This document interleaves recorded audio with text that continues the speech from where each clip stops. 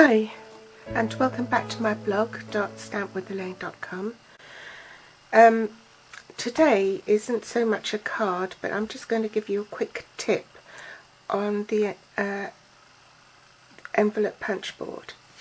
Now, I discovered that it seems to be very much on trend that the papers actually have a diagonal pattern, and it rather offends my eye when I make an envelope or something and the stripes are going diagonally.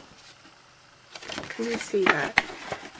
Maybe if I have it on that side it will show up more. It's diagonal, and somehow to my eye it doesn't look right. So today's video is just a quick tip.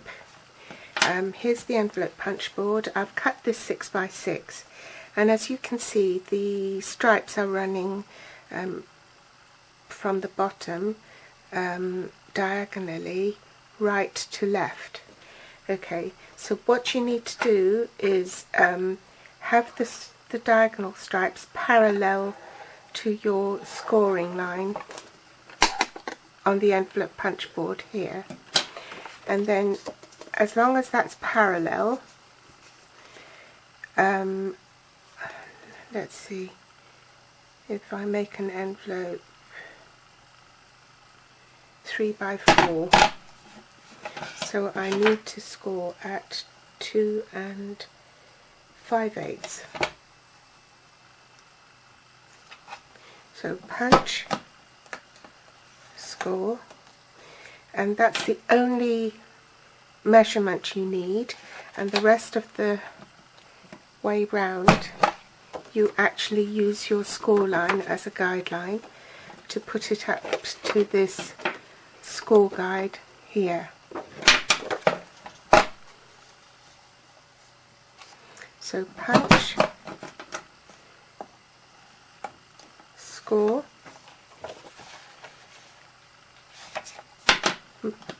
punch, score,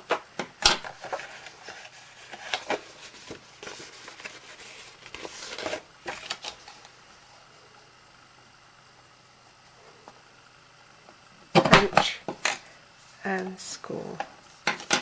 So as you can see, because it's parallel to that line, your envelope will end up with the lines running left to right in a straight line. Now, when you look at the swatch of papers, this is the Retro Fresh, the one that I've just used. The papers already run diagonally, so it's not a problem butting it up to the envelope punch board, because it's already running in the right direction, which is parallel to this scoring groove here. Then I looked at all my swatches of papers and, for instance, look at these candles here from Birthday Basics. Now, candles would look pretty odd if they were on this diagonal. And then I looked at the Modern Medley papers, and I noticed that there's this manuscript here, and you can't read music or cattywampus, can you? So I took that sheet and tried to figure out how to make the manuscript still read upright. So here's the solution. The easiest way to describe it is to show it to you in situ. Here's your DSP with the manuscript as you look at it upright. Now, if I just cut a sheet 7 1/8 of an inch square to make a 3 by 5.5 envelope, when I butt it up to the measuring guide here, then my manuscript will finish up crooked. It won't be in. What I'm trying to say is that it won't read left to right. It will be at an angle.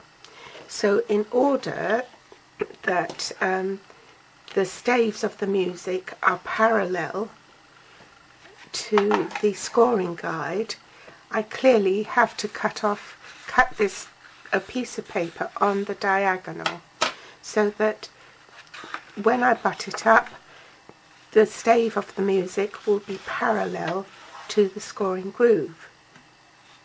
Now this will apply to anything that has wording, or like this for instance. If you wish to have it still reading upright, left to right as you would whilst you're reading a book, then you will have to cut your paper so that when it's butted up to the measuring ruler on your envelope punch board, that your manuscript is still parallel to the scoring groove. Does that make sense? So let's imagine that I haven't cut this 12 by 12 piece of DSP up yet, but in order to get my 7 1/8 inch square, I had to cut off 1 3/4 inches, so that makes it 10 1/4 inches. So I had to cut a 10 1/4 inch square. So first I cut this strip, we'll take that away, then I rotated it 90 degrees and cut away that strip, so it left me with a 10 1/4 inch square. Then I measured the halfway mark on 10 1/4, which will be 5 1/8 on all 4 sides, and then I put it in my trimmer and lined up the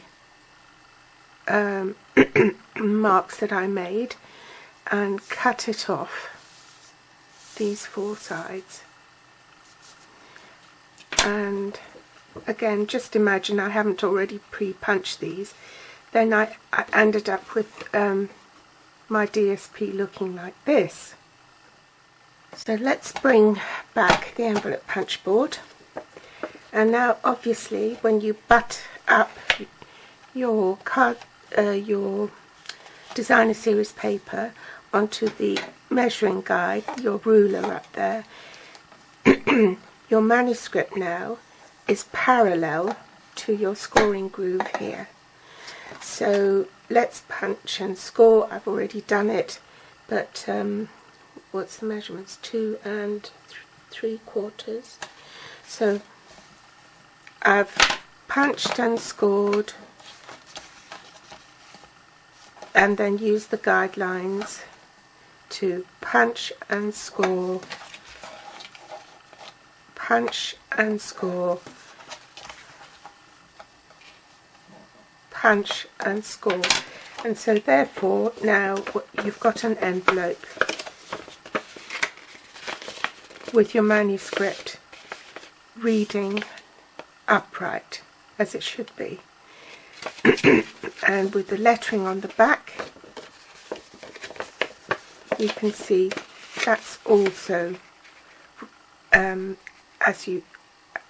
upright as it should be. So that's my tip for today, and pop back next week for more inspiration. Thanks for watching, and I'll see you next time.